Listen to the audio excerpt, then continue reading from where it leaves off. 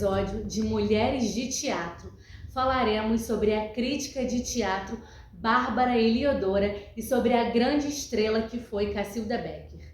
Acho que o espetáculo é um ótimo formador de democracia, porque tudo é importante. Não é dizer que você só pode ter um ator bom e o resto não. Tudo é a integração do grupo que cria realmente o produto teatral no seu conjunto. Se você não tiver uma reunião harmônica de toda essa comunidade, você não vai ter um bom espetáculo. Mesmo que seja muita gente, até o figurante tem que participar conscientemente daquilo que ele está fazendo. Senão não vai dar o espetáculo certo. O problema é que há uma certa hierarquia, porque o diretor tem que ter uma certa visão do texto. E isso eu sempre digo que é uma das razões que eu mais respeito o ator, é porque ele é capaz de criar condicionado pela visão autoral.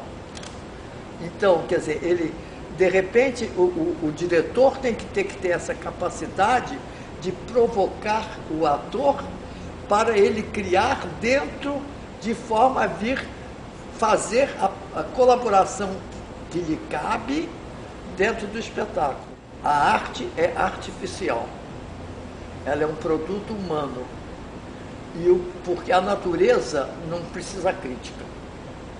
A natureza você não adianta comentar, ela é, mas a arte é um produto humano, então esse produto pode ser analisado. E se você cria um espetáculo, você criou um produto, e na realidade o crítico completa o processo analisando esse produto. Então você vai lucrar com a apreciação do crítico. E se você tem um texto, compreende que é mais difícil, o crítico pode escrever a respeito do texto antes da estreia e com isso preparar o público para apreciar o espetáculo. Quer dizer, eu acho que o crítico realmente tem uma função que tanto é ligada ao público quanto ao realizador.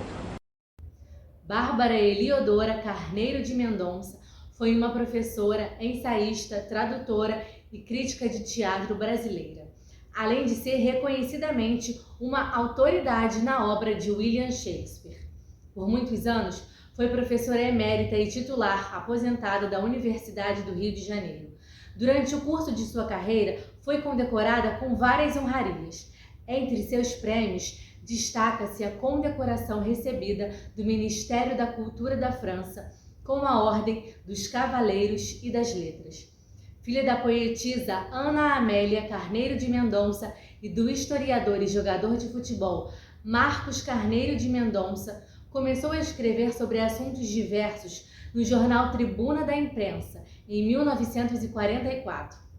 Bárbara Heliodora inicia sua carreira de crítica teatral em 58, aos 35 anos, no jornal Tribuna da Imprensa. De 58 a 64, assina a coluna especializada do Jornal Brasil, logo adquirindo respeito graças à seriedade, ao rigor e à erudição dos seus artigos. Foi uma das líderes na modernização da crítica teatral no Rio de Janeiro, através do Círculo Independente de Críticos Teatrais. Formou-se em filosofia no Rio e graduou-se nos Estados Unidos em literatura inglesa. A crítica teatral Bárbara Heliodora surpreendia porque não era populista, não queria agradar, mas entender e explicar o trabalho de criação, adaptação, direção e atuação dos atores. A classe teatral brasileira se referia a ela como dama de ferro. Nos teatros, gostava sempre de sentar nas primeiras fileiras para assistir aos espetáculos. De 64 a 67, afasta-se da crítica para atuar na direção do Serviço Nacional de Teatro em plena ditadura militar. Mais tarde, volta-se unicamente ao ensino ao atuar como professora de História de Teatro no Conservatório Nacional de Teatro e, posteriormente, professora titular na mesma disciplina no Centro de Letras e Artes da Unirio, cargo que desempenhou até a sua aposentadoria em 1985. Mais tarde, também ministrou cursos de pós-graduação na Universidade de São Paulo, onde defendeu em 75 tese de doutorado intitulada A Expressão Dramática do Homem Político em Shakespeare, posteriormente transformada em livro. Publicou também algumas reflexões sobre o teatro brasileiro em 72. Em 86, voltou a exercer a crítica jornalística na revista Visão, passando depois a jornais como O Globo, onde se estabeleceu. Na década de 90, voltou a lecionar o curso de mestrado em teatro da Unirio. Bárbara declarou que já tinha assistido mais de 3.500 espetáculos teatrais. Um dos seus maiores desafios foi a tradução de mais de 30 peças de Shakespeare para o português. Ao longo da carreira, ela escreveu 6 livros. Bárbara só deixou de escrever para o periódico em dezembro de 2013, já com 90 anos completos. A pesquisadora Maria Inês Barros de Almeida dá um perfil do paradoxo que a crítica e a teórica provoca no panorama teatral. Bárbara Heliodora é a crítica mais influente do teatro carioca. A sua opinião rigorosa, durona, atribui o poder de fazer e desfazer espetáculos. Pela gente de teatro, é discutida, temida. Já foi alvo de confrontos e desafios de diretores inconformados. A sua fama como colunista de jornal, portanto, ultrapassa outro aspecto da sua vida cultural, a que se dedica com igual intensidade. Estou me referindo à comunicação direta com o público em salas de aula, em ensaios de teatro dramático, em conferências, enfim, na constância com que se dissemina cultura, convivendo com um grande número de pessoas e atendendo-lhes à curiosidade e ao desejo de saber. É aí que aparece a Bárbara mestra, madrinha, dadivosa, flexível, exuberante, que conquista os espíritos e as mentes, e pelo prazer didático repartido, comunga com a sua plateia. Neste papel, tenho observado Bárbara Heliodora, conquista a todos que a conhecem. É uma unanimidade.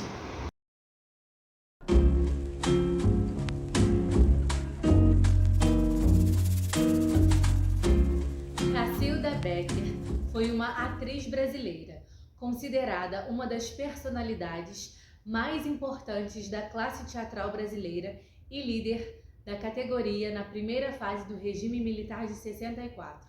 Passa a ter um papel militante nas causas da classe artística. A atriz assume a presidência da Comissão Estadual de Teatro de São Paulo, lugar que enfrenta a repressão em defesa dos direitos dos artistas e dos produtores. Ao lado de Augusto Boal, defende a encenação do espetáculo na íntegra, ignorando os cortes realizados pela censura. Sua convicção faz com que os censores e agentes federais presentes no teatro acatem sua decisão e assistam ao espetáculo.